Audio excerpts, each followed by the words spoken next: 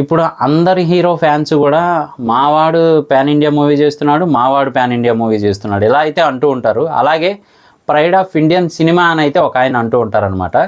కానీ ఆయనే చెప్పింది ఏంటి అంటే అసలు స్టార్ట్ అయింది అంటే పాన్ ఇండియా మూవీ స్టార్ట్ అయింది ఈ మనిషి వల్లే, అలాగే ఈ మూవీ ఇంత దూరం వెళ్ళింది ఈ మనిషి వల్లే అని క్లియర్గా చెప్పారు. ఆ మనిషి ఇంకెవరో కాదు మన ప్రభాస్ గారు. అలాగే ఆ మూవీ ఇంకేదో కాదు, బాహుబలి. సో బాహుబలి వచ్చైతే 10 years కంప్లీట్ అయిందనమాట. నిజంగా ఒక వ్యక్తి సినిమాని నడిపించడంతో పాటు ఏకంగా ఇండియా మొత్తాన్ని కూడా ప్రపంచం తిరిగి చూసేలా చేశాడని చెప్పొచ్చు అనమాట. సో నిజంగా రెబల్ స్టార్ అంటే ఇది అనేలా ప్రూవ్ చేశారు ఆ టైంలోనే.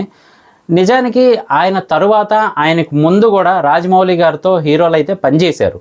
కానీ ఆయనకు వచ్చినంత పేరు కానీ లేదా ఆయన పడ్డ కష్టం కానీ ఇంకెవరూ పడలేదు అనే టైప్లో ప్రూవ్ చేసుకోగలిగారనమాట. నిజంగా హ్యాట్స్ ఆఫ్ అని చెప్పచ్చు. మొత్తానికైతే 10 years కంప్లీట్ అయింది. నిజానికి రిలీజ్ అయిన ఫస్ట్ డే సెకండ్ డే కూడా టాక్ అనేది కొంచెం లోగానే వచ్చింది. కానీ వన్స్ అది మొత్తాన్ని మార్చి చూపించారు ప్రభాస్ గారు అని చెప్పచ్చు. అలాగే ఆ స్టోరీ ఆయనకి తప్ప ఇంకెవరికి సెట్ అవ్వదు అనేలా అయితే ఉంటుందన్నమాట మూవీ మొత్తం కూడా. సో ఓవరాల్గా అయితే మాత్రం 10 years కంప్లీట్ అయిపోయాయి. మరి బాహుబలి గురించి మీ ఎక్స్పీరియన్స్ ఎలా జరిగింది అప్పట్లో లేదా ఇప్పట్లో అనేది కింద కామెంట్ చేయడం మర్చిపోకండి. నిజంగా ఇదైతే మాత్రం నెక్స్ట్ లెవెల్ అని చెప్పొచ్చు. ఇప్పుడు వస్తున్న మూవీస్ అన్నిటికీ కూడా అదే ఫస్ట్ ఆఫ్ ఆల్ పునాది వేసింది అని చెప్పొచ్చు అనమాట. ఓవరాల్గా వరల్డ్ వైడ్ రిలీజ్ అవ్వడం కానీ లేదు అంటే కనుక అసలు ఇండియన్ సినిమా అంటే ఎలా ఉంటుంది, అందులోనూ ఒక తెలుగు సినిమా అంటే ఎలా ఉంటుంది అని ప్రూవ్ చేశారని చెప్పొచ్చు.